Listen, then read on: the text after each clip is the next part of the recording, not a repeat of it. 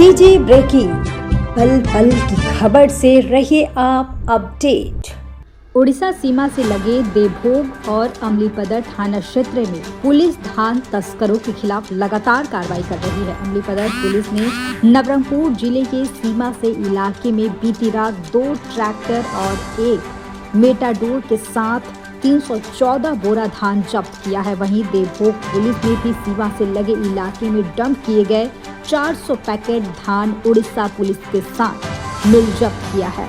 अब तक पुलिस ने इन इलाकों में 28 वाहन में 1270 क्विंटल धान जब्त कर बिचौलियों की नींद हराम कर दिया है। जब्त धान की कीमत 35 लाख से ज्यादा कीमती है।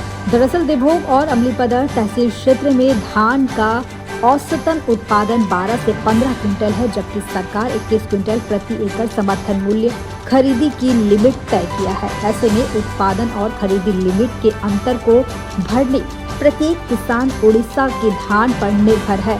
उड़ीसा में समर्थन मूल्य खरीदी देर से शुरू हो रही है और धान की 2 फसली बम्पर पैदावारी के चलते 2000 रुपए प्रति क्विंटल में धान आसानी से उपलब्ध हो रहा है, जिससे अधिकतम 2500 रुपए कीमत में किसानों तक सप्लाई कर बिचौलिए मुनाफा कमा रहे।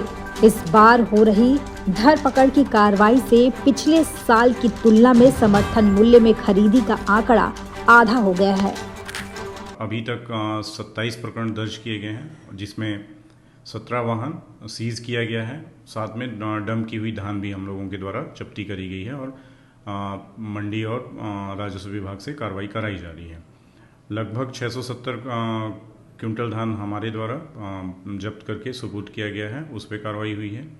इसके अलावा कल एक बड़ी कार्रवाई की गई थी, जिसमें उड़ीसा क्षेत्र में 400 पैकेट धान हमारे द्वारा सूचना पे उड़ीसा पुलिस के साथ समन्वय बनाकर उसमें कार्रवाई करी गई है। जैसे जैसे कार्रवाई हो रही है, जो इस क्षेत्र में तस्करी या धान खपाने का काम करते हैं, वो लोग अपना पैटर्न बदल रहे हैं पुलिस से बचने के लिए। पहले जो मुख्य मार्ग थे या नाका थे, उस क्षेत्र से आना जाना उनका होता था, वो एरिया बंद करके अब वो छोटे रास्ते का उपयोग कर रहे हैं, या फिर उड़ीसा क्षेत्र में बड़ी गाड़ी में डंप करके और वहाँ से छोटे वाहनों के माध्यम से पिकअप या अन्य ट्रैक्टर वगैरह के माध्यम से इस पर खपाने का प्रयास कर रहे हैं। तो जहाँ पे उड़ीसा क्षेत्र में डंप थी, उसकी सूचना भी इकट्ठा करी गई और उड़ीसा पुलिस और उड़ीसा के फूड सप्लाई डिपार्टमेंट का सहयोग लेकर कल एक कार्रवाई चांदाहांडी थाना एरिया में कराया गया है।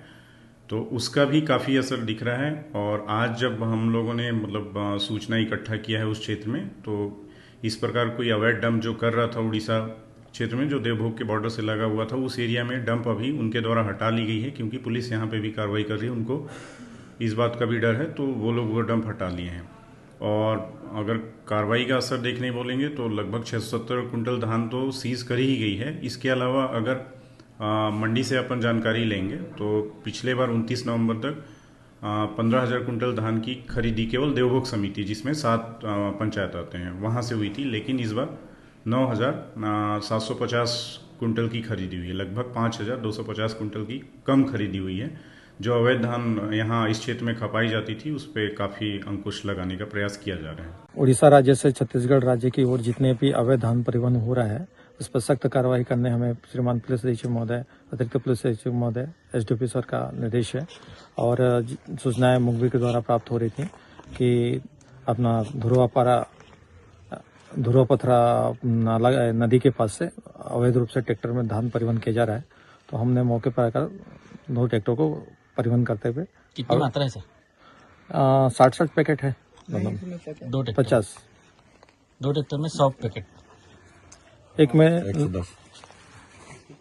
110 पैकेट।